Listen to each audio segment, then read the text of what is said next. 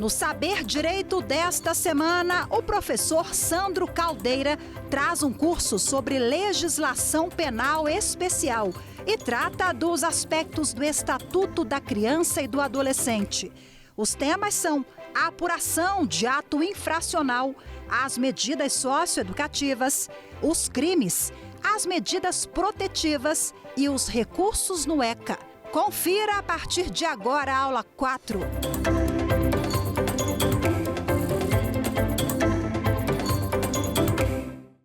Olá a todos, sejam muito bem-vindos ao Saber Direito aqui pela TV Justiça. Meu nome é Sandro Caldeira, vou me apresentar rapidamente para vocês. Eu sou delegado de Polícia Civil no estado do Rio de Janeiro, professor de penal, processo penal e legislação penal especial e mestre em criminologia pela UFP Porto, em Portugal. Na nossa aula de hoje, nós vamos tratar sobre as medidas protetivas e as medidas socioeducativas aplicadas para o menor em situação de vulnerabilidade. Vamos trazer então aqui em que hipóteses eu posso aplicar as medidas protetivas, bem como em que situações são cabíveis a aplicação das chamadas medidas socioeducativas. Tema extremamente importante para você, aplicador do direito, para você que está estudando para concurso ou para você, advogado. Vamos então aqui analisar o seguinte: quando nós começamos a falar aqui em medidas protetivas e em medidas socioeducativas, a primeira coisa, as medidas protetivas ou medidas de proteção, começam aqui com a sua previsão no artigo 98, vão aqui até o artigo 101 do Estatuto Menorista. E qual é a finalidade dessas medidas de proteção? As medidas de proteção ou medidas protetivas, elas buscam justamente o que aqui? Evitar uma ameaça ou uma lesão à questão do menor em si, né? Essa ameaça de lesão ao adolescente ou à criança. Então é importante a gente lembrar aqui que ela possui então dois vieses, né? A questão do viés preventivo, bem como o viés reparador. Eu busco então aqui justamente com essas medidas protetivas evitar uma lesão efetiva ou uma ameaça de lesão à criança ou ao adolescente. E aí eu trago aqui o seguinte: quando é que essas medidas protetivas podem ser aplicadas? Isso é tratado aqui expressamente no artigo 98, que a gente vai fazer a leitura agora. Vem comigo então aqui, diz o seguinte, olha, artigo 98 do ECA. As medidas de proteção à criança e ao adolescente são aplicáveis sempre que os direitos reconhecidos nesta lei forem ameaçados ou violados. Então já vimos aqui, é sempre para evitar uma ameaça ou uma lesão a direitos relacionados à criança e ao adolescente. Mas em que espécies, em que situações, em que hipóteses? Primeiro, por ação ou omissão da sociedade ou do Estado. Segundo, por falta, omissão ou abuso dos pais ou responsável. E o inciso 3, em razão de sua conduta. Então, eu tenho três possibilidades aqui de aplicação, são hipóteses em que eu vou fazer incidir as medidas protetivas. Lembrando que essas medidas, eu vou falar ainda sobre elas, estão elencadas no artigo 101. Então, eu tenho aqui seguintes situações. A primeira delas é em relação à hipótese de ação ou omissão, seja da sociedade, seja do Estado. A segunda delas é por ação ou omissão dos pais ou dos responsáveis legais em relação a esse menor. E, por fim, por ato do próprio menor, seja ele criança, seja ele adolescente.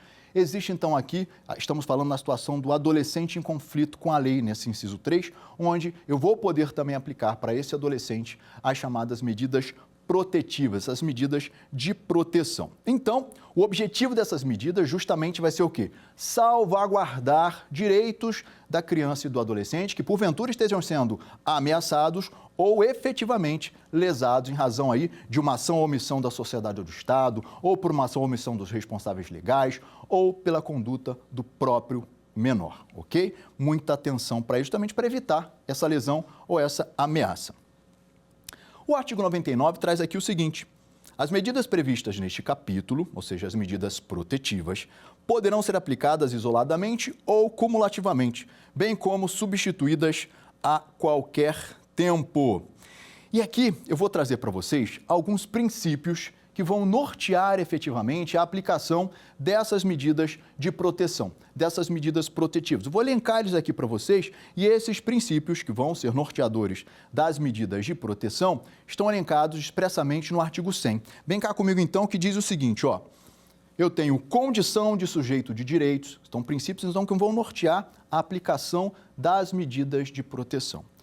Condição de sujeito de direitos, proteção integral e prioritária do menor, responsabilidade primária e solidária do poder público, interesse superior da criança e do adolescente, olha aí a proteção integral de novo, né, esse viés de proteção, privacidade, intervenção precoce, intervenção mínima, proporcionalidade e atualidade, responsabilidade parental, prevalência da família, obrigatoriedade da informação, oitiva obrigatória e participação.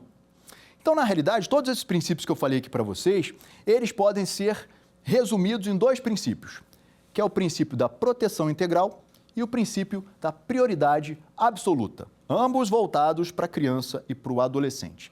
Sempre, então, evitando e retirando desse menor, dessa criança ou adolescente, situações que, porventura, venham a gerar essa vulnerabilidade desse menor de idade, seja ele criança, seja ele adolescente. Então, sempre que falarmos em aplicação do Instituto da Criança e do Adolescente, é importante lembrar tanto da proteção integral, desse princípio da proteção integral, como o da prioridade absoluta. Sempre observar e colocar em primeiro plano a criança e o adolescente que se encontram nessa situação de vulnerabilidade em razão de uma ameaça, de algum tipo de comportamento gerador de ameaça ou de uma efetiva lesão aos direitos estabelecidos tanto no Estatuto Menorista como em qualquer outro, certo? Atenção para essa questão. Prosseguindo aqui, a natureza desse rol do artigo 101, ou seja, o rol das medidas protetivas, né? Na realidade, ele é um rol exemplificativo.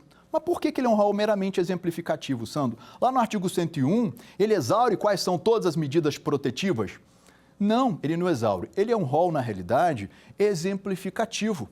Eu tenho aquelas ali, mas eu posso me valer de outras medidas também que, porventura, venham a trazer algum tipo de proteção para a criança ou para o adolescente. Claro que, normalmente, serão utilizadas essas medidas ali previstas, né? Qualquer outra que não esteja ali serão as medidas inominadas que nós chamamos aqui, né? Ou seja, é admissível essa chamada medidas inominadas. Mas todas essas medidas de proteção, elas têm esse viés assistencial, esse viés de proteção, justamente para essa criança ou para esse adolescente que estão numa situação de vulnerabilidade, que estão numa situação de risco ou de ameaça, né? Seja uma ameaça ou uma possibilidade real de lesão. Por isso que a gente tem esse viés, tanto preventivo quanto reparador em relação a esse ato. Agora, falamos aqui desses princípios, vimos que eles podem ser resumidos nesses dois. Agora, vamos trazer aqui o seguinte, eu quero analisar com você, vamos analisar aqui cada uma dessas medidas. Eu vou fazer uma leitura do artigo 101, volto a dizer, esse é um rol exemplificativo. Vamos fazer então essa leitura só para que nós tenhamos em mente quais são as medidas de proteção. E uma coisa que é importante lembrar aqui, pessoal, quando falamos em medidas de proteção, normalmente essas medidas protetivas serão aplicadas pelo Conselho Tutelar. Mas claro que é possível também que sejam aplicadas judicialmente, ou seja, aplicadas pelo juízo, ok? Mas normalmente quando tem uma situação ali de menor em situação de vulnerabilidade, o Conselho Tutelar já pode fazer essa aplicação dessas medidas de proteção, praticamente todas elas, certo? Mas então vamos começar aqui e fazer justamente essa análise de cada um dos incisos que trazem as medidas de proteção. Vamos então começar aqui, diz o seguinte, ó, inciso 1, é o encaminhamento aos pais ou responsável mediante termo de responsabilidade. Essa medida é uma medida muito simples, né? Então, digamos que eu tenho um adolescente ali que está numa situação de vulnerabilidade, está na rua, ou acabou praticando, uma criança praticou um ato infracional, foi levada para a delegacia, a gente sabe que eu não posso fazer nada com criança infratora em sede policial, então a gente faz o quê?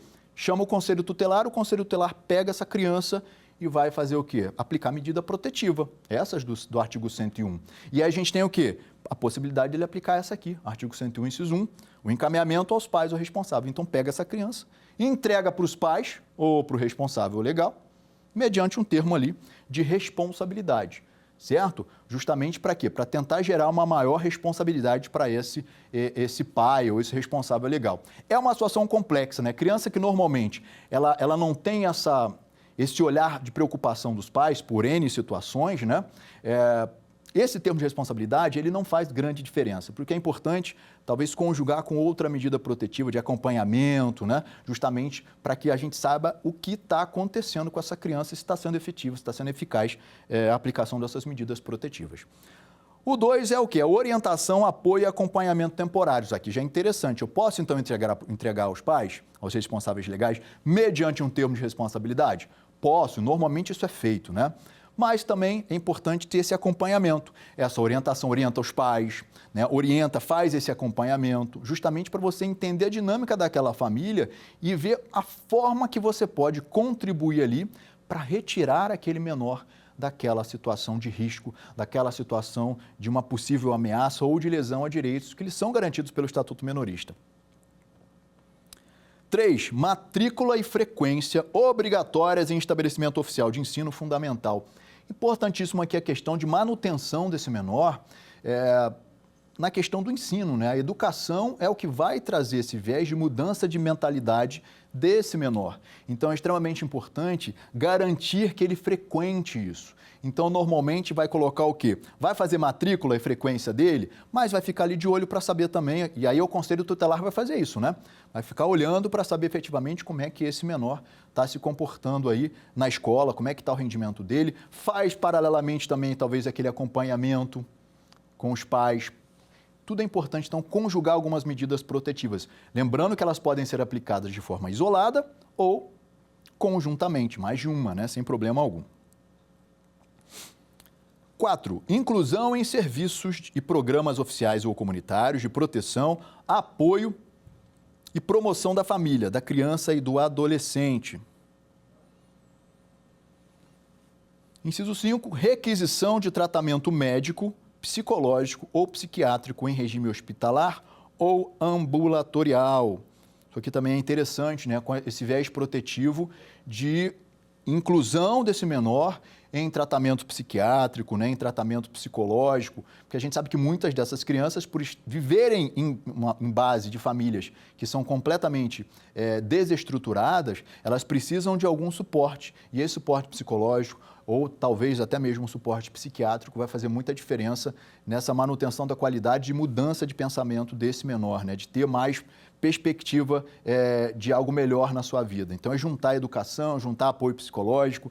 Isso, então, é extremamente importante, esse viés protetivo desse menor. 6. Inclusão em programa oficial ou comunitário de auxílio, orientação e tratamento a alcoólatras e toxicômanos, né? Mais um viés também aqui de busca de suporte, de apoio para esse menor que, porventura, esteja envolvido na utilização de drogas, esteja ali como dependente ou de álcool, né? Lembrando que a gente sabe que fornecer álcool para criança ou para adolescente é crime, né, gente? Mas, ainda que isso seja crime, a gente sabe que isso acontece muito. Então, além de uma responsabilização paralela por quem ofereceu bebida alcoólica para esse menor, a gente tem aqui também que ter esse viés de aplicação da medida protetiva, justamente para saber o que, olha, faz esse acompanhamento com essa criança, vamos colocar ali, criança ou adolescente, colocar ali um programa oficial aí desse acompanhamento, né, comunitário de auxílio, de orientação, de tratamento para esse menor, justamente para poder identificar isso e tentar buscar efetivamente uma redução, né, dessa ingestão e colocá-lo de uma forma mais produtiva aí na sociedade. Para que ele seja um adulto produtivo, a questão toda é essa, né? A gente está falando aqui de um indivíduo que está em formação.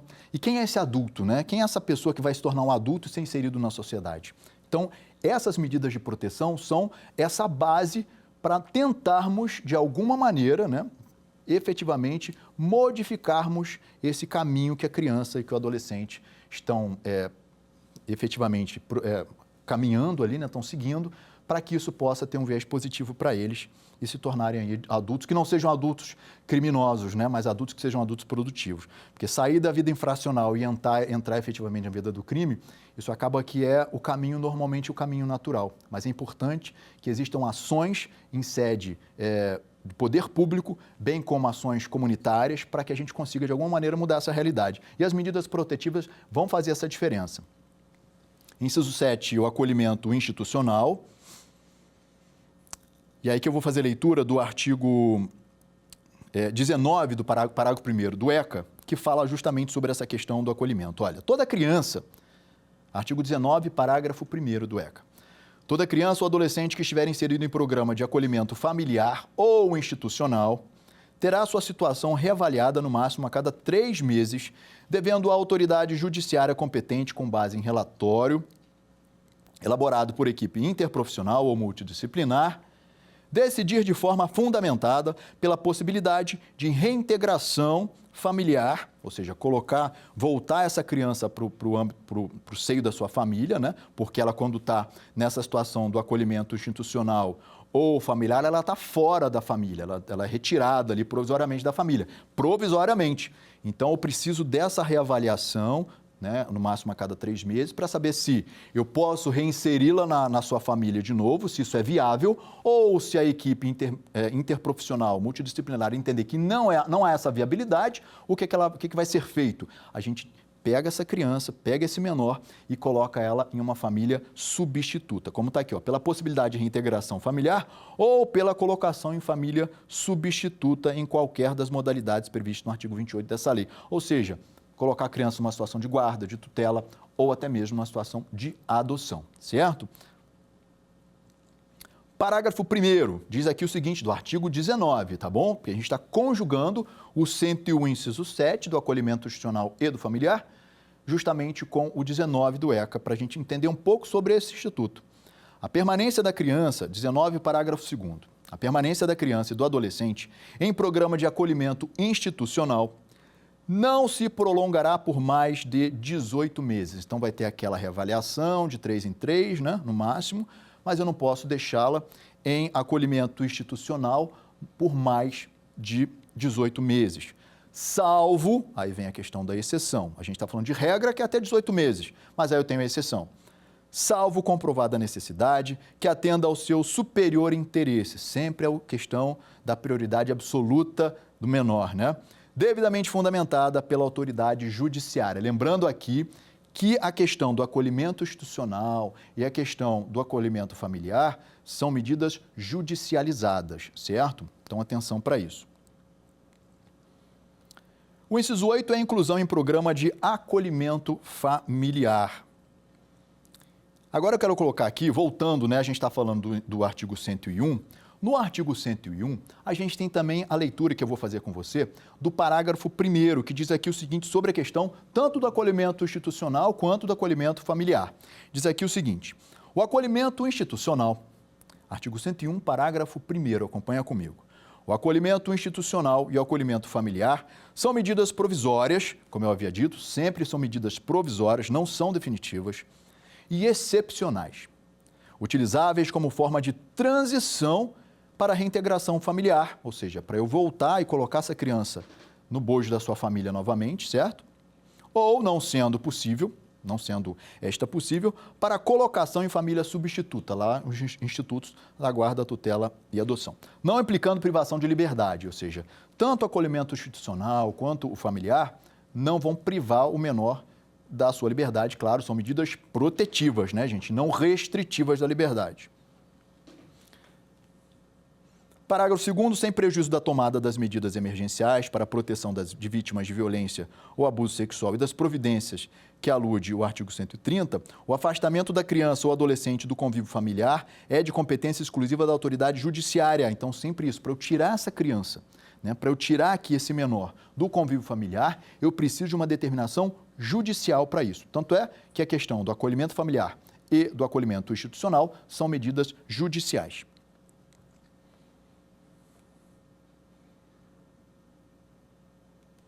E aí nós temos aqui o seguinte, no parágrafo 3º, é uma questão interessante aqui, ele diz o que precisa. Ó, as crianças e adolescentes somente poderão ser encaminhadas às instituições que executam programas de acolhimento institucional, governamentais ou não, por meio de uma guia de acolhimento, expedida pela autoridade judiciária, na qual obrigatoriamente constará, dentre outros, aí diz ali o que tem que constar nessa guia de acolhimento institucional. Mas uma questão que é importante lembrar é a seguinte, essa guia de acolhimento institucional, ela é necessária para que possa haver esse acolhimento institucional, certo? Como a gente disse aqui. Mas atenção para isso. Em situações excepcionais, a gente pode, então, aceitar, essa instituição pode aceitar esse menor que está numa situação de risco, e aí ele, sem a guia de acolhimento, eu não vou precisar da guia de acolhimento, lembrando que ela é regra, mas eu posso ter, o responsável, ele pode acolher essa criança ou esse adolescente, ou seja, pode acolher esse menor que está numa situação claramente de vulnerabilidade, ele acolhe, comunica ao juiz que não teve guia ali, ou seja, né, não houve uma formalidade, mas ele acolheu, e ele tem, então, 24 horas para comunicar ao juiz, para verificar se o juiz, então, vai manter ou não esse acolhimento. Mas ele acolhe. Não existe a possibilidade aqui, em razão de uma mera formalidade, da falta de um documento, eu deixar de cumprir a essência do Estatuto da Criança e do Adolescente, que é justamente o quê? Proteção integral. Então, ainda que eu não tenha guia de acolhimento, excepcionalmente eu posso acolher esse menor, certo? Vamos ver aqui comigo, então? Diz aqui o seguinte, o parágrafo 3º, ó. As crianças e adolescentes somente poderão ser encaminhadas às instituições que executam programas de acolhimento institucional, governamentais ou não, por meio da guia de acolhimento, certo? Aí vem aqui o artigo 93 agora, que traz justamente isso, olha. As entidades que mantêm um programa de acolhimento institucional em caráter excepcional e de urgência poderão, então, aqui acolher crianças e adolescentes sem prévia determinação da autoridade competente, fazendo aí a comunicação do fato em até 24 horas ao juiz da infância e da juventude, sob pena de responsabilidade. Então, atenção para isso. Para eu fazer o acolhimento institucional, eu preciso normalmente ter o quê? A guia de acolhimento, não é isso? Não tenho a guia de acolhimento, mas a criança está lá toda em situação claramente de vulnerabilidade. Você vai deixar de fazer o acolhimento? Não, você acolhe sem a guia, comunica ao juiz em até 24 horas, ok? Então tem que ter isso e a gente mantém o viés protetivo do ECA. Voltando agora lá para o 101, a gente tem aqui o seguinte, o inciso 101, inciso 9, é a colocação em família substituta. Colocação em família substituta, pessoal, quando nós falamos aqui, significa que eu não tive a possibilidade de manutenção desse menor na sua família natural ou extensa, né, compostas. A família extensa é aquela composta por parentes que têm uma relação mais próxima com o menor. Não tive como mantê-lo ali, é uma família com relacionamento tóxico, é muito ruim para a criança ou para o adolescente. Então, existe essa possibilidade de colocação desse menor na chamada família substituta, tanto pelo Instituto da Guarda, quanto pela tutela, quanto pela adoção. Ok? Vimos então aqui a questão das medidas protetivas, como elas podem ser aplicadas. Lembrando então que elas são aplicadas tanto para a criança quanto para o adolescente, mas em relação ao adolescente infrator e criança infratora, tem que lembrar o seguinte: para a criança infratora, eu só posso aplicar essas medidas protetivas que nós vimos aqui do 101, né? Ou outras que estejam ali dentro de as chamadas inominadas. Para o adolescente, eu vou aplicar a medida socioeducativa, mas eu também vou poder aplicar algumas das medidas protetivas, porque o próprio ECA autoriza isso para o adolescente infrator, certo? E é sobre isso que a gente vai ver agora.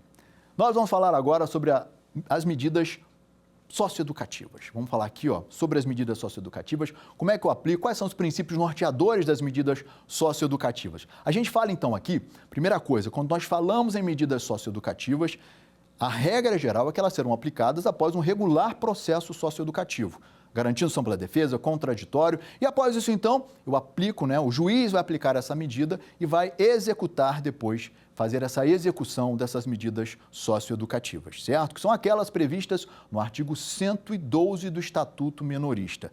Mas calma que a gente vai falar sobre cada uma delas, tá bom? Vamos aqui, eu vou minudenciar, vou destrinchar cada uma delas para a gente poder pegar os principais aspectos, os principais tópicos em relação a cada uma delas, tá certo? Então, vamos falar agora sobre medidas socioeducativas, né? Primeira coisa, quais são as medidas socioeducativas? Já sabemos que para eu aplicar essas medidas socioeducativas, a regra é que eu as aplique após um regular processo socioeducativo, né? A gente tem lá o oferecimento da representação, o juiz recebe a representação, tem todo o procedimento, ao final ele vai lá, prolata a sentença, entende que o adolescente praticou lá o ato infracional. Aplica a medida socioeducativa para esse adolescente, certo? E aí, nós temos aqui justamente o quê? Essas medidas. Essa é a regra. Claro que eu também posso aplicar algumas das medidas socioeducativas lá em sede de remissão. Lembrando que a remissão está no 126 do ECA. E eu posso aplicar tanto em sede pré-processual quanto em sede processual. Mas existem duas possibilidades de remissão, lá na situação de remissão, em que eu não posso, são duas possibilidades de medidas socioeducativas que eu não posso aplicar em sede de remissão. Quais são elas? Eu tenho aqui a primeira delas, que é a semi-liberdade, e a segunda é a internação. São as medidas socioeducativas mais graves, então eu não posso aplicá-la em sede de remissão. Seja a remissão pré-processual, seja a remissão processual. Eu não vou poder aplicá-las, certo? Então, vamos voltar aqui agora e falar sobre cada uma dessas medidas socioeducativas. Vamos lá, ó. Artigo 112 diz o seguinte: verificada a prática de ato infracional, a autoridade competente poderá aplicar ao adolescente as seguintes medidas. 1. Advertência. 2. Obrigação de reparar o dano. 3. Prestação de serviços à comunidade. 4. Liberdade assistida. 5. Inserção em regime de semi-liberdade. 6. Internação em estabelecimento educacional. E 7. Qualquer uma das previstas no artigo 101, incisos 1 a 6. Atenção, então, aqui, que esse inciso 7 está trazendo o que para a gente? Olha, eu também posso aplicar para o adolescente algumas das medidas protetivas, o adolescente infrator, tá? Algumas das medidas protetivas aqui, que são as do 101, incisos 1 ao inciso 6. Uma coisa muito importante, pessoal, quando eu falo aqui em medida socioeducativa, que a gente vai analisar agora, né? Vamos analisar cada uma delas, é a seguinte: eu não posso aplicar medidas socioeducativas para criança. Muita atenção para isso. Para criança é medida protetiva. As medidas socioeducativas só incidem para o adolescente infrator, certo? Então, muita atenção para isso. Criança não tem aplicação de nenhuma medida socioeducativa. Nós já sabemos, então, que essas medidas estão elencadas ali no artigo 112 e agora a gente começa a analisar cada uma delas. Mas eu quero trazer aqui para vocês uma situação que é a seguinte. Vou pegar aqui. Essas medidas, nós temos aqui o seguinte, ó. O 112, ele tem o parágrafo 2º que coloca o seguinte, olha. Parágrafo 1º. A medida aplicada ao adolescente levará em conta a sua capacidade de cumpri-la, as circunstâncias e a gravidade da infração. Então, na realidade aqui, o juiz, para analisar qual ou quais medidas socioeducativas ele vai aplicar, ele tem que analisar esses parâmetros aqui. Capacidade de cumprir, tem que ver, né, essa questão se o adolescente consegue ou não vai conseguir, as circunstâncias, a gravidade da infração. Então, esses são parâmetros relacionados justamente o que nós chamamos de princípio da proporcionalidade aqui, para que ele possa analisar esse contexto e verificar qual ou quais medidas socioeducativas são mais adequadas para o adolescente, ok? Adolescente infrator, né? Vem o parágrafo 2º e traz uma questão importante. Claro que a Constituição já diz isso, mas o ECA vem e frisa. Parágrafo 2º do 112, em hipótese alguma e sob pretexto algum, será admitida a prestação de trabalho forçado. Então, como eu não tenho para adulto, claro que eu também não vou poder ter para menor infrator, né, pessoal? Não teria nem sentido isso.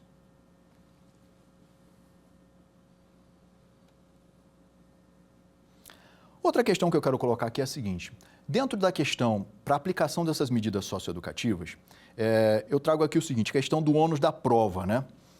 Dentro da relação processual, isso vai tudo ter que ser provado, não é isso? O MP vai apresentar os fatos, vai apresentar as provas, defesa vai também buscar a defesa, mas o ônus da prova aqui, pelo artigo 156 do CPP, está lá, ó, a prova da alegação incumbirá quem fizer, sendo, porém, facultado ao juiz de ofício, aí traz as possibilidades. Então, nós temos aqui justamente o quê?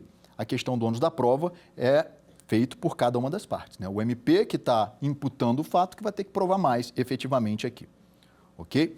Agora, você deve estar perguntando, Sandro, qual é então o critério, quais são os critérios para que o juiz possa, depois desse regular processo, onde tivemos o ônus da prova, todo mundo provou o que tinha que provar, ele entendeu que há uma responsabilidade do menor infrator, quais são então os critérios que o juiz vai ter que analisar, ele vai buscar aqui, para ele analisar e verificar qual ou quais são as medidas socioeducativas mais adequadas para esse adolescente. Primeiro, a gravidade concreta do ato infracional que foi ali praticado pelo adolescente, né? Ato infracional equiparado a crime. Segundo, primariedade ou não desse adolescente. Vai saber se ele é primário, se ele não é, se ele tem antecedentes, se ele não tem. E terceiro, a vinculação com a família natural ou família extensa. Lembrando aqui que a família extensa, família natural foi consanguínea, a família extensa também é uma família consanguínea, mas é aquela família, são aqueles parentes consanguíneos que o menor tem mais proximidade. Então, sempre vai analisar isso tudo, né? Para saber, vamos ver aqui, ele tem uma família que vai dar um suporte para que ele possa cumprir essa medida? Vai ficar olhando, vai saber se ele vai cumprir? Então, tudo isso o juiz vai analisar para identificar qual é a medida socioeducativa que mais se adequa ao caso. E dentro da questão da medida socioeducativa, eu só vou trazer uma observação que nós temos aqui o seguinte, a Lei 12.594 de 2012, que é a lei do SENASE, ela fala justamente sobre a questão, ela regulamenta a execução das medidas socioeducativas. Ela diz aqui o seguinte, institui o Sistema Nacional de Atendimento Socioeducativo, que é o SINASE, regulamenta a execução das medidas socioeducativas destinadas a adolescente que pratique ato infracional. Então, a gente vai conjugar aqui o Estatuto da Criança e do Adolescente, ele traz as medidas socioeducativas, ele traz todo esse contexto, mas vamos analisar também a lei do SINASE, justamente para saber o quê? Como é que eu vou executar, como é que essas medidas socioeducativas efetivamente, ali na prática, como é que elas serão executadas? Então, para você lembrar que eu vou ter que analisar essa lei do SENASE, que é a nossa lei 12.594, certo? E aí, atenção para o seguinte, eu havia falado para vocês que quando falamos lá na medida protetiva, ela vai ser aplicada em regra pelo Conselho Tutelar, não é isso? Normalmente vai ser, a gente tem ali, por exemplo, acolhimento institucional, acolhimento familiar, que aí é uma questão judicializada. Mas quando nós falamos aqui em medida socioeducativa, a pergunta aqui é a seguinte, e a medida socioeducativa? Quem é que pode aplicar a medida socioeducativa? Conselho Tutelar pode? Ou é só o juiz? Aqui, quando nós falamos em medida socioeducativa, essas medidas, elencadas no artigo 112 do Estatuto Minorista, somente podem ser aplicadas pela autoridade judicial. Pessoal, muita atenção para essa questão. Isso está, inclusive, sumulado na súmula 18 do STJ. Vamos ler comigo aqui. Eu tenho, então, aqui, ela diz o seguinte, a súmula 108 do STJ diz o seguinte, a aplicação de medidas socioeducativas ao adolescente pela prática de ato infracional é da competência exclusiva do juiz. Então, muita atenção para isso. Não tem o Conselho Tutelar aqui podendo aplicar medida socioeducativa, tá bom? É uma competência judicial. Vamos começar então aqui? Vamos falar sobre as medidas protetivas, não é isso? Perdão, sobre as medidas socioeducativas.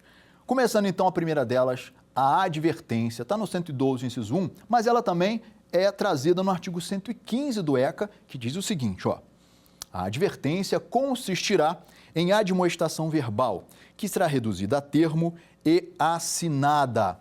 Uma questão aqui que a gente tem que analisar em relação à medida socioeducativa de advertência é que ela é a medida socioeducativa mais branda que nós temos, é a mais leve. Ela consiste justamente nessa admoestação verbal, ou seja, o juiz vai dar uma chamada nesse adolescente, né? Ele vai chegar para o adolescente e dar aquela chamada nele mesmo, para saber que o negócio da próxima vez não vai ser tão fácil como está sendo dessa vez.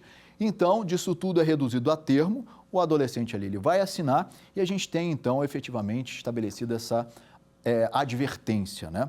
Então, essa medida socioeducativa, ela literalmente é a mais branda de todas, normalmente aplicada quando esse ato infracional é um ato muito leve, o adolescente não tem antecedentes, ele tem uma base familiar que vai repreendê-lo em casa, justamente para evitar que ele pratique novamente algum tipo de ato infracional. Então, esse adolescente, o juiz vai olhar esses parâmetros para poder aplicar essa advertência, ok? Então, ela não tem nenhum tipo de restrição, nenhum tipo de imposição, é tão somente uma admoestação, ou seja, uma chamada verbal que o juiz vai fazer, e claro, que isso vai ser lá na audiência, né, admonitória, e ele vai fazer isso e vai efetivamente reduzir isso a termo e assinar, certo? Vamos agora para a nossa próxima medida socioeducativa, que é a obrigação de reparar o dano. A obrigação de reparar o dano tem previsão, ou seja, ela é minudenciada, é destrinchada no artigo 116 do Estatuto da Criança e do Adolescente. Vamos fazer a leitura comigo e após a leitura eu vou puxar aqui os tópicos que são mais importantes em relação a esse artigo, a esse tema, né? 116. Em se tratando de ato infracional com reflexos patrimoniais, a autoridade policial poderá determinar, se for o caso, que o adolescente restitua a coisa, promova o ressarcimento do dano ou, por outra forma, compense o prejuízo da vítima. Parágrafo único. Havendo manifesta impossibilidade, a medida poderá ser substituída por outra adequada. Quando nós falamos, então, aqui em obrigação de reparar o dano, pessoal, a gente tem que analisar o seguinte. Essa obrigação de reparar o dano, ela será aplicada em que hipóteses? Quando é que o juiz irá aplicar essa medida socioeducativa? Aqui a gente vai analisar o seguinte, presta atenção, sempre que o ato infracional trouxer reflexos patrimoniais, ou seja, trouxer prejuízo para a vítima. Então, muita atenção para essa situação, por quê? Porque, na realidade, o juiz só vai aplicar essa medida quando tiver uma possibilidade de algum tipo de ressarcimento do prejuízo experimentado pela vítima. Então, se o adolescente, por exemplo, ele pichou o muro ali da casa da vítima, né? A gente tem um ato infracional análogo a um crime ambiental, né? Que é a pichação ali, né? Que é o conspurcar, né? Enfim, edificação. Lá na lei de crimes ambientais, é um ato infracional análogo a isso. Houve um prejuízo, não foi? Não manchou ali a parede? Bota o adolescente para pintar. Pode, pode. Agora, digamos que não haja a possibilidade dessa reparação por algum motivo. O juiz nada impede que o juiz, então, substitua essa medida por outra ou, de cara, já aplica outra medida socioeducativa, certo? Agora, a gente tem que prestar atenção aqui no seguinte. Essa medida de obrigação de reparar o dano, ela é aplicada nessas situações.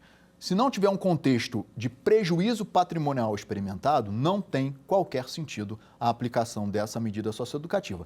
E se o juiz também aplicar essa medida e perceber depois que não há como ela ser cumprida, ele pode substituir essa medida por uma outra que seja adequada à situação concreta. Falando em outra medida, vamos para a nossa próxima. Vamos falar aqui da prestação de serviços à comunidade. A prestação de serviços comunitários, ela tem previsão no artigo 117 do Estatuto Menorista. E a gente lê ela aqui que diz o seguinte: a prestação de serviços comunitários consiste na realização de tarefas gratuitas de interesse geral por período não excedente a 6 meses, junto a entidades assistenciais, hospitais, escolas e outros estabelecimentos congêneres, bem como em programas comunitários ou governamentais. Parágrafo único. As tarefas serão atribuídas conforme as aptidões do adolescente, devendo ser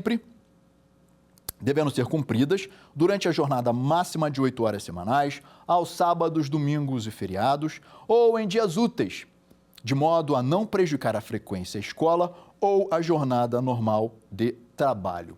Quando nós falamos aqui, então, em prestação de serviço à comunidade ou prestação de serviços comunitários, a gente pode pensar algumas questões que são importantes aqui. A primeira delas é com relação ao prazo. Existe um prazo máximo a ser observado em relação a essa medida socioeducativa, que é a prestação de serviços à comunidade. O prazo máximo é de 6 meses. Eu não posso ultrapassar 6 meses de colocação desse adolescente nessa prestação de serviços comunitários. Lembrando aqui também que ele não ganha nada com isso, né? A prestação de serviço é de atividades, refere-se a atividades gratuitas, certo? Não tem remuneração. Então, prazo máximo de 6 meses. Mas dentro desses 6 meses, como é que ele vai efetivamente cumprir? Como é que ele vai prestar esse serviço à comunidade? Porque existe aqui uma carga horária máxima semanal. E que carga horária máxima semanal é essa, Sandro? O adolescente só vai poder cumprir aqui 8 horas semanais. E como essas 8 horas semanais serão divididas? Como é que elas vão ser prestadas? Aos sábados, domingos, feriados. Posso em dia útil, Sandro? Claro que posso. Só que, sendo em dia útil, sempre tem que ter essa atenção para que não haja prejuízo para o adolescente com relação à frequência à escola ou à sua jornada normal de trabalho. Porque, gente, ele já é adolescente infrator, já está ali numa situação de conflito com a lei, já está numa situação de vulnerabilidade. Se a gente ainda, na hora de colocá-lo para cumprir uma medida, não prestar atenção e colocar num horário que ele está na escola, aí ele vai faltar aula. Um horário de trabalho, ele falta o trabalho, vão descobrir que ele praticou isso, vão... efetivamente demite o menor, o adolescente. Aí o negócio desanda totalmente. O objetivo da medida, que seria, de alguma maneira, claro que tem o viés de proteção, reinserção, mas ele vai acabar tendo um objetivo contrário, que ele não vai de forma alguma proteger esse menor, não vai de forma alguma observar essa máxima que é a questão da proteção integral para o adolescente, infrator aqui. Então, atenção para isso. Prazo máximo 6 meses, Carga horária máxima semanal 8 horas, sábados, feriados, sábados, domingos, feriados, dias úteis também, sempre atentando para não prejudicar o trabalho, nem a jornada, não prejudicar a escola, nem a jornada normal de trabalho desse adolescente. A próxima medida socioeducativa que a gente tem é a chamada liberdade assistida. A liberdade assistida tem previsão aqui no artigo 118 do nosso Estatuto Menorista. Diz aqui o seguinte: a liberdade assistida será adotada sempre que se afigurar a medida mais adequada para o fim de acompanhar, auxiliar e orientar o adolescente. Parágrafo 1º. A autoridade designará a pessoa capacitada para acompanhar o caso, a qual poderá ser recomendada por entidade ou programa de atendimento.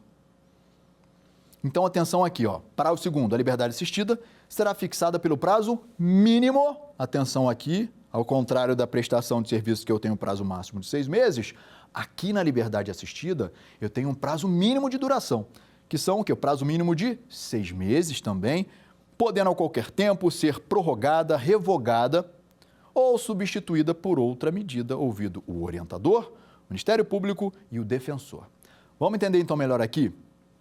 Quando a gente fala em medida socioeducativa de liberdade assistida, o juiz então, como é que vai funcionar aqui? Na prática, né? O juiz então, após o regular processo, entende pela adequação dessa medida, aplica essa medida e ele vai designar para esse adolescente o que nós chamamos de agente orientador. Uma pessoa que vai ficar ali fiscalizando esse adolescente. Vai ficar ali, ó, no cangote desse adolescente, né? Virou para um lado, tá ali o orientador. Virou para o outro, o orientador também. Vai estar ali o tempo inteiro, respirando no cangote ali dele. E aí o que vai acontecer nessa situação? Esse agente orientador, de tudo isso, vai saber como é que ele está na escola, vai saber como é que ele está no trabalho, como é que ele está em casa, e a partir disso ele vai fazer relatórios para o juízo, para que verifique se essa medida está sendo adequada e se ela vai ser mantida, ou se ele pode o quê? Prorrogar um pouco mais ou transferir para uma outra medida que ele entenda aí que seja mais adequada. Então, a gente tem aqui a figura do agente orientador, certo? E lembrando aqui o seguinte, qual é o prazo máximo ou mínimo de duração da liberdade assistida? Aqui na liberdade assistida, ao contrário da prestação de serviços à comunidade, que lá é um prazo máximo de 6 meses, aqui na liberdade assistida existe um prazo mínimo de 6 meses. Eu posso prorrogar então, Sandro? Claro que posso. Então, chegou 6 meses, entende que tem que prorrogar mais um pouco? O juiz prorroga, não tem problema. Por quê, Sandro? Porque aqui eu não estou privando, eu não estou cerceando o adolescente de nada na realidade. Ele só está sendo assistido, ou seja, está sendo acompanhado por esse indivíduo que é o chamado agente orientador. Agora, vimos aqui essa figura da liberdade assistida e é interessante, né, a gente lembrar então sempre isso, o agente orientador, no 119, ele coloca aqui o seguinte, né, incumbe ao orientador, com apoio e a supervisão da autoridade competente, a realização dos seguintes encargos, entre outros. Aí tem aqui, ó, promover socialmente o adolescente e sua família, fornecendo-lhes orientação e inserindo-os, se necessário, em programa oficial ou comunitário de auxílio e assistência social. 2. Supervisionar a frequência e o aproveitamento escolar do adolescente, promovendo, inclusive, sua matrícula. 3. Diligenciar no sentido da profissionalização do adolescente e de sua inserção no mercado de trabalho. 4. Apresentar relatório do caso. Então, sempre, olha a importância desse agente orientador nessa situação aqui, né? Enfim, ele vai estar ali junto com esse adolescente e é um instrumento extremamente importante de ressocialização desse menor, né? Que está numa situação de vulnerabilidade. Outro regime que a gente tem agora, outra medida socioeducativa, saindo aqui da liberdade, saindo da nossa medida anterior aqui, da liberdade, vamos entrar aqui na liberdade assistida, nós estamos na liberdade assistida, vamos agora para a semi-liberdade. A semi-liberdade, então, ela é, para a gente ter uma ideia aqui, é como se fosse, fazendo um paralelo do direito penal, é como se fosse mais ou menos assim uma situação de um regime semiaberto. Né? Eu tenho, então, aqui a previsão no artigo 120 do ECA, que traz para a gente o seguinte, olha, o regime de semi-liberdade pode ser determinado desde o início ou como forma de transição para o meio aberto, possibilitada a realização de atividades externas, independentemente de autorização judicial. Parágrafo 1º, são obrigatórias a escolarização e a profissionalização desse menor, devendo sempre que possível ser utilizados os recursos existentes na comunidade. Parágrafo 2º. A medida não comporta prazo determinado, aplicando-se no que couber as disposições relativas à internação.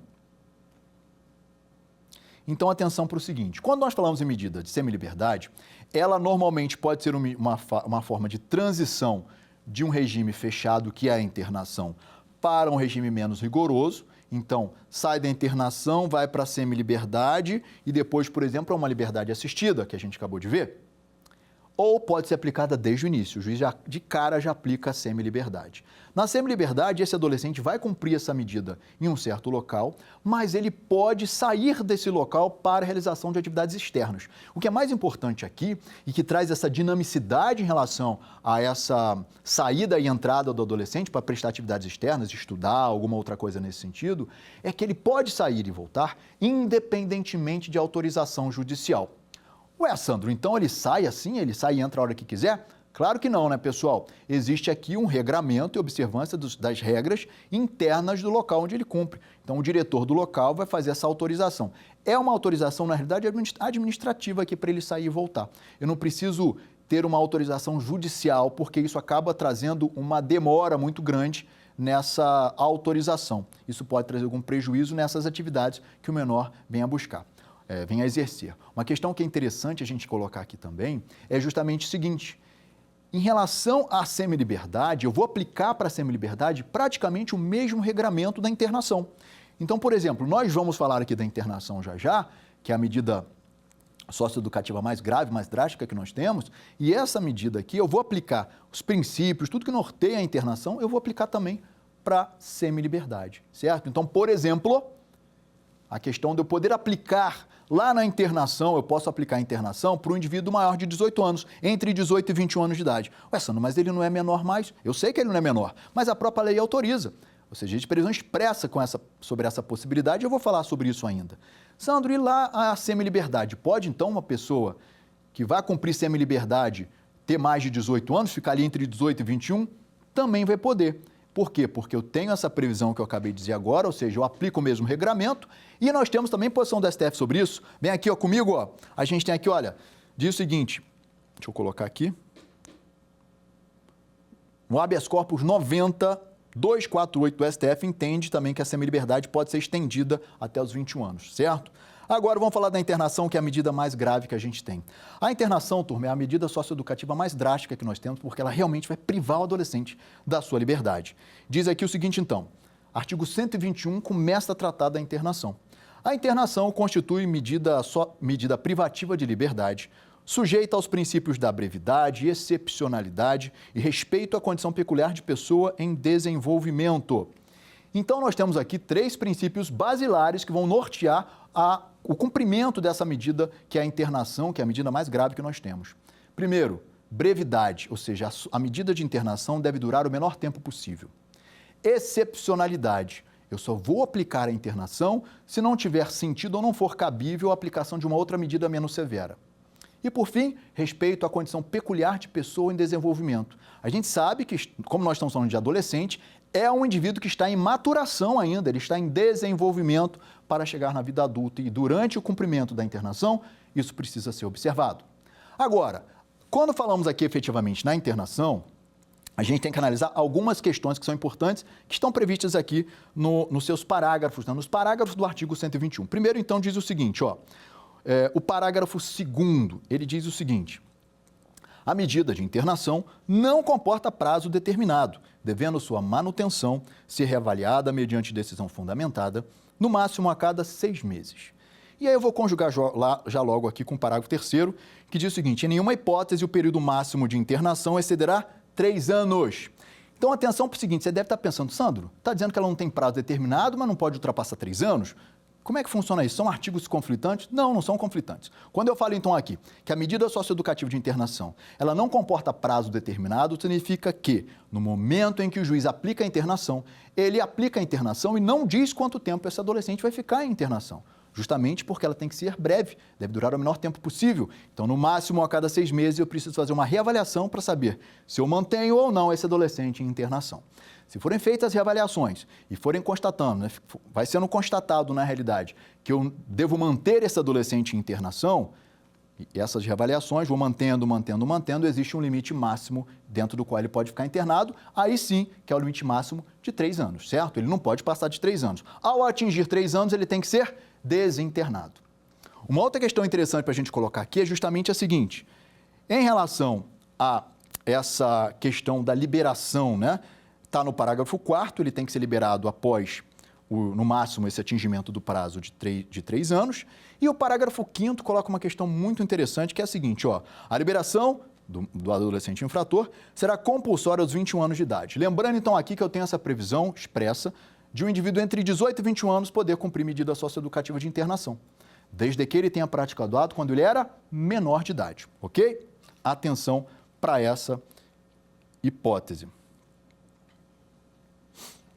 Vou trazer aqui uma súmula do STJ, que é a súmula 605, é um tema interessante, que diz o seguinte: a superveniência da maioridade penal não interfere na apuração de ato infracional nem na aplicabilidade de medida socioeducativa em curso, inclusive na liberdade assistida, enquanto não atingida os 21 anos. Ou seja, aquela questão que eu acabei de falar, eu posso então me valer desse período entre 18 e 21 anos de idade para fazer ainda a aplicação de medida socioeducativa.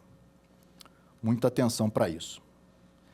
Agora, quando é que eu vou aplicar a internação? Para a gente poder arrematar isso é importante lembrar. A internação como medida socioeducativa mais grave, ela vai ser aplicada em algumas situações que estão elencadas no artigo 122 do Estatuto da Criança e do Adolescente. Vamos fazer comigo a leitura?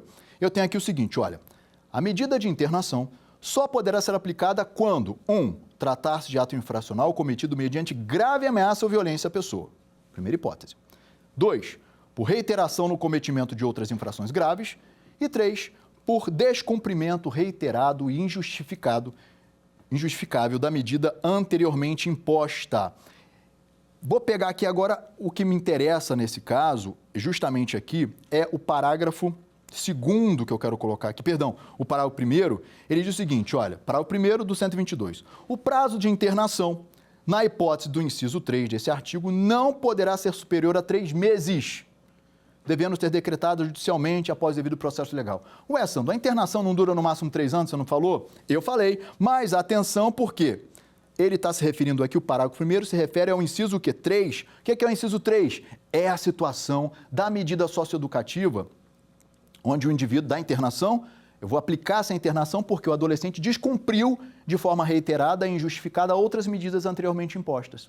Nesse caso, o juiz faz o quê? Ele vai aplicar a chamada internação sanção. É uma internação como punição porque ele descumpriu outra medida de forma injustificada. Essa internação sanção, sim, é que vai durar no máximo 3 meses, ok? Atenção para essa questão aqui, porque é um caso extremamente importante para você não confundir, certo? Atenção para essa possibilidade. Lembrando, então, aqui que esse rol que eu estou trazendo, que trouxe para vocês do 122, das medidas socioeducativas, ele é um rol taxativo, eu não posso ampliar isso aqui, fechado? Para a gente finalizar, a gente tem aqui, então, 3 situações de internação para a gente recapitular e lembrar. Eu tenho a internação provisória, que é a internação antes da sentença, que vai durar no máximo o quê? 45 dias. Eu tenho a internação como medida socioeducativa, que nós vimos na aula de hoje, essa como medida socioeducativa que vai durar no máximo 3 anos. E temos a internação sanção aplicada em razão do descumprimento reiterado e injustificado de uma medida anteriormente imposta. Essa vai durar no máximo 3 meses. Certo, turma? Agora, a gente vai finalizar aqui nossa aula e, claro, eu quero saber como é que você foi, como é que vai ser aqui no nosso quiz. Vamos testar os seus conhecimentos?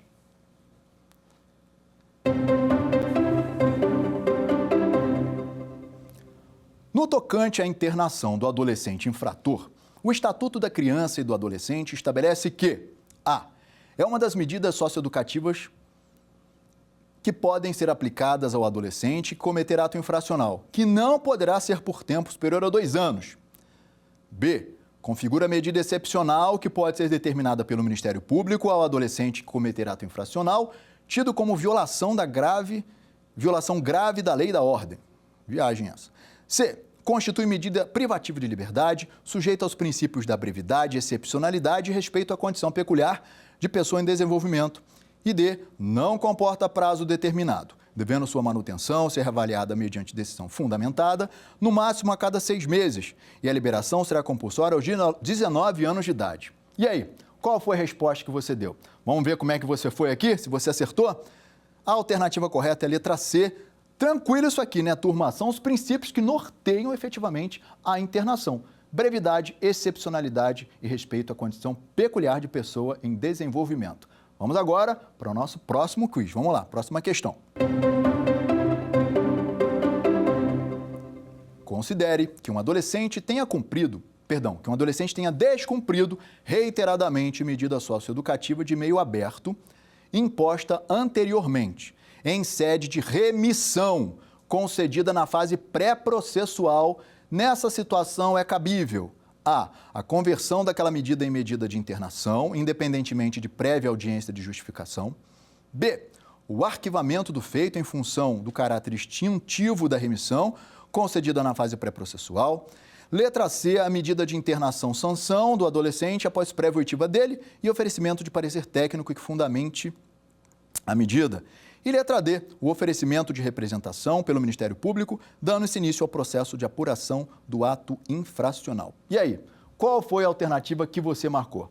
Vamos ver se você acertou? Vamos lá? A alternativa correta é a letra D de dado, ou seja, vai competir ao oferecimento de representação pelo Ministério Público, dando-se início ao processo de apuração do ato infracional. Por que isso, turma? Por que não é internação-sanção? Você deve estar se perguntando. Porque a internação-sanção só vai ser aplicada quando houver um descumprimento de medida socioeducativa imposta em sentença, não em sede de remissão. Medida socioeducativa imposta em sede de remissão, se ela for descumprida, processo menor, ok? Agora, somente quando a medida socioeducativa é aplicada em sede após decisão judicial, após regular processo, se ela for descumprida de forma reiterada e injustificada, aí sim é que é aplicada a internação-sanção, ok? Vamos então para a nossa última questão do quiz? Vamos lá comigo? O Estatuto da Criança e Adolescente, ECA, estabelece que, verificada a prática de ato infracional, a autoridade competente poderá aplicar ao adolescente as seguintes medidas, exceto A, multa, B, liberdade assistida, C, obrigação de reparar o dano, D, internação em estabelecimento educacional. E aí, qual é a alternativa correta, pessoal? O que você marcou aí? Vamos ver? É a letra A.